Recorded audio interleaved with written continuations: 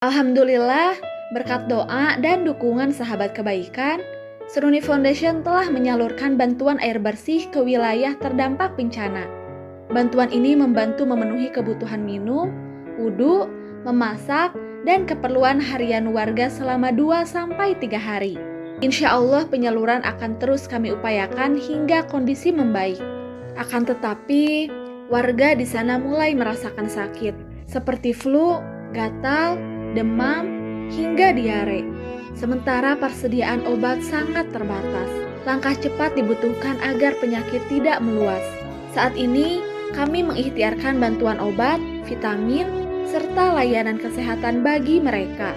Mari terus kuatkan kepedulian dengan mendukung bantuan obat-obatan, vitamin, serta layanan kesehatan bagi saudara-saudara kita yang terdampak bencana di Aceh dan Sumatera.